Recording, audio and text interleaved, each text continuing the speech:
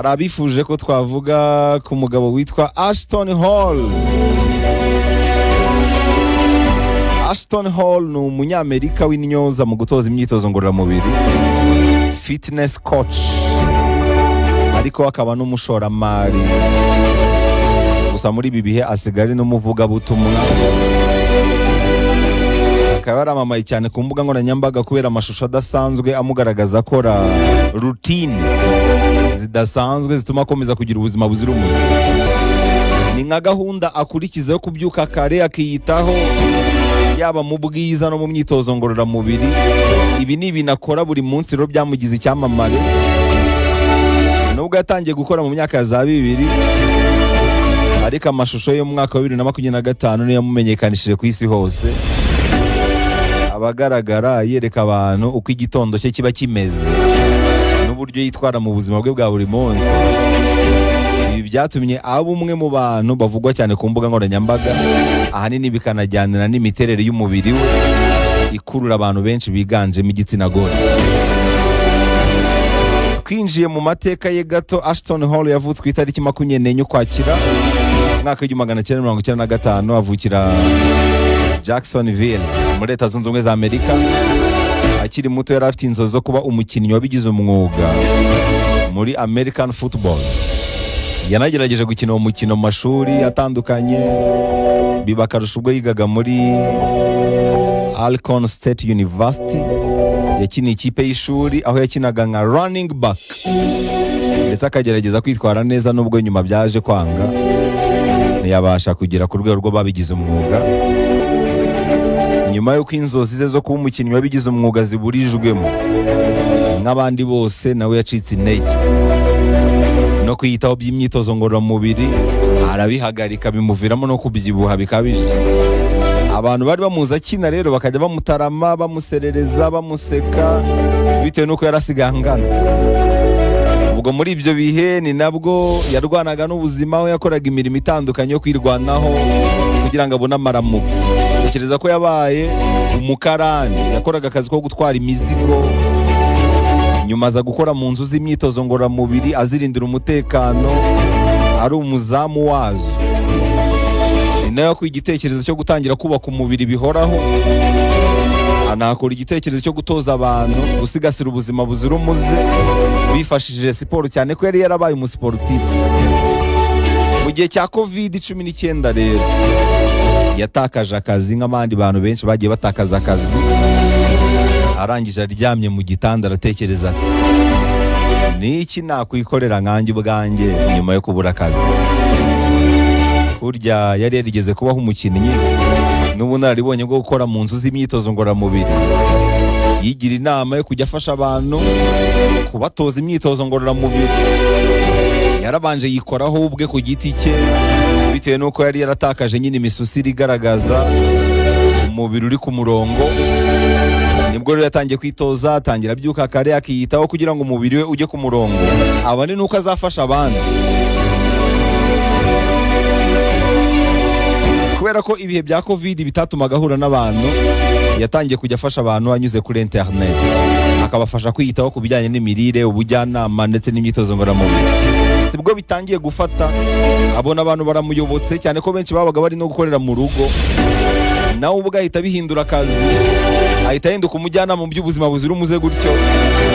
Muri ibyo bihe nibwo yatangiye kujya afata amashusho agaragaza uko igitondo cye kiba cyifashe, atangira kuyashyira ku mbuga nkoranyambaga.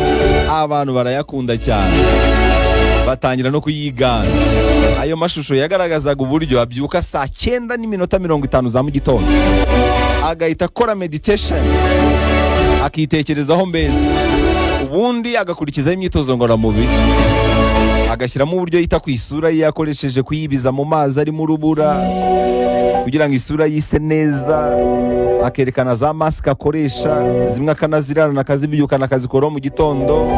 Ubundi akerekana uko yandika gahunda ze nyuma y'ibyo byose, ukuntu gahunda ze zigenda zikurikiranya akabyerekana. Ibi rero abantu barabikunze cyane bitewe n'uburyo yabikoraga, byatangazaga abantu benshi. Aya mashusho yarebwaga inshuro amamiliyoni n'amamiliyoni, abantu benshi barabikunda rero, noneho batangira kumukurikira ku bwinshi, ari nako akoreramo agatubutse.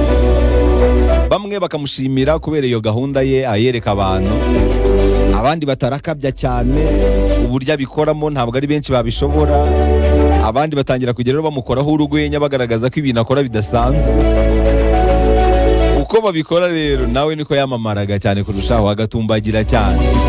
Uko atumbagira niko akoreramo amafaranga menshi, yaba mu kwamamaza n'ubundi bucuruzi butandukanye bushingiye ku myitozo ngororamubiri, nko gucuruza inyongeramirire, imyambaro ya siporo, imibavu n'ibindi bitandukanye. Ibi rero byamuteje imbere cyane ku buryo muri 2026 Forbes yamushyize ku rutonde rw'abatoza b'imyitozo ngororamubiri binjiza agatubutse kurusha abandi mu isi nzima. Noneho ubu ngubu Forbes yamushyize ku mwanya wa 41 mu ba content creator binjiza agatubutse ku isi yose. Uko kwiruganwa n'abantu benshi rero harimo abagiye babigiriramo umugisha. Umwe muri bo wise Yogendra Kusha, Indian Ashton Hall. Uyu we yaranamusuye iwabo hariya mu Buhinde, amuha impano zitandukanye zirimo n'imodoka. Undi ni umunyarwanda Enoch Wizeye uzwi nka Kagarara, wanahawe akabyiniro ka Ashton Small. Nawe yasuye n'uyu munyabigwi amugabira impano zitandukanye zirimo n'imodoka. Ikindi kintu gitangaje kuri Ashton Hall nuko arakijijwe, yizera Yesu nk'umwami n'umukiza we. Bivugwa ko yagiye anagurisha imwe mu mitungo ye kugira ngo afashe abantu batandukanye guhindura ubuzima nk'igikorwa cy'ubugiraneza. Akaniyongeraho kuba ubutunzi bwe n'ubwamamare bwe abikoresha afasha abantu kugira ngo bakunde Imana kurushaho. Kugeza ubu ngubu umutungo we ubarirwa muri miliyoni zirenga 10 z'amadolari y'amanyamerika.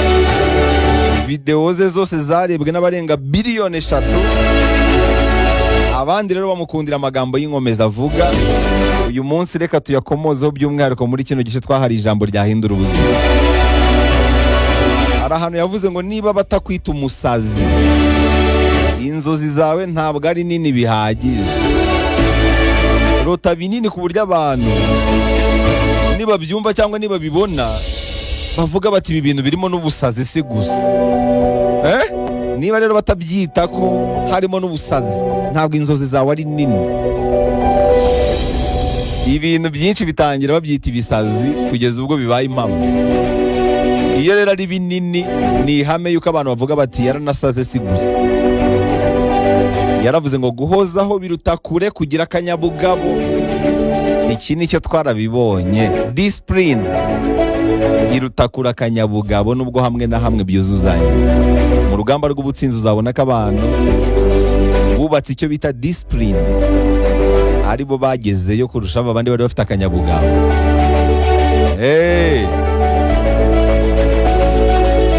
Akanyabugabo gatuma utangira, ariko discipline ituma usoza.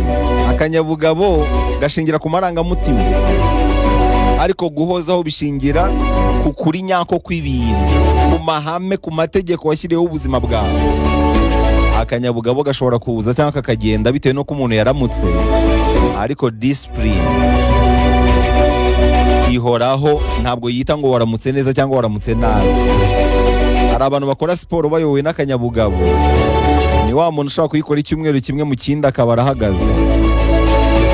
Rimwe na rimwe agakora n'ibintu birenze ubushobozi bwe. Ni wa muntu ushobora kumara amasaha 2 ari muri siporo ariko akamara icyumweru cyose atabyuka. Ariko umuntu ufite discipline abazi aho imbaraga ze zigera, akora ibimworoheye, ibyo yabasha gukora buri munsi. Ashobora kuvuga ati ngiye no gusimbuka umugozi iminota 15 gusa, cyangwa no kugenda n'amaguru iminota 30 gusa. Uwo muntu agera ku ntego kurusha uriya ufite akanyabugabo, uriya udahozaho. Motivation ishingira ku byiyumvo, mu gihe discipline ishingira ku byemezo.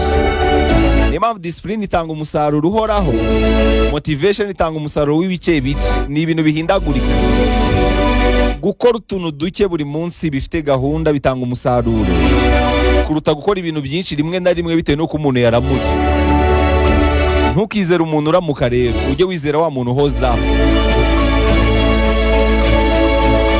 Uyu mugabo yaravuze ngo guhozaho nibyo bihindura buri kimwe cyose.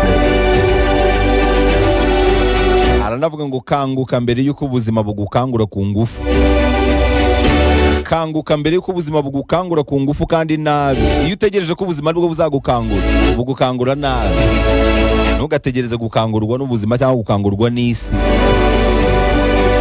Bigukangura harimo n'ububabare. Kanguka mbere y'uko rero ukangurwa n'ubuzima cyangwa ukangurwa n'isi. Aravuga ngo imico yawe, imyitwarire yawe niyo irema ejo hazaza hawe. Yaravuze ngo ibi byose tubona ntabwo bizahoraho.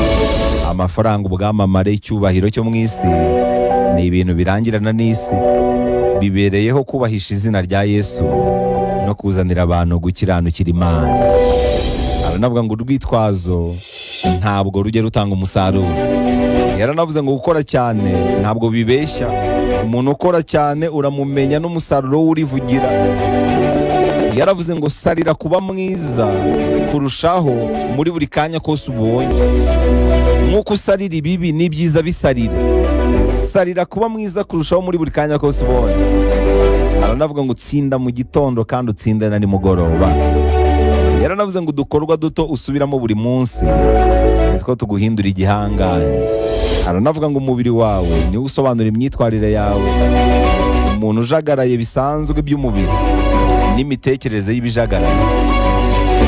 Umuntu ujagaraye agira n'umubiri ujagaraye. Umuntu uri ku murongo agira n'umubiri uri ku murongo. Yaravuze ngo gutengamara ni umwanzi wo gukura. Nta muntu ujya ukurira mu butengamare. Kuba munini bugenwa n'igitutu aho kuba ubutengamare. Mu magambo yose yavuze munyemerere nyasoreze kuri aya. Yaravuze ngo intsinzi itangirana n'ibintu ukora mu buryo buhoraho. Aranavuga ngo ni wowe ufite ububasha ko wifuza kubaho. Ngaho rero amagambo y'ingenzi yavuzwe n'iki cyamamare, nizere ko yabanejeje. Ijambo ryagushitse, reka duhure kuri YouTube channel _TV.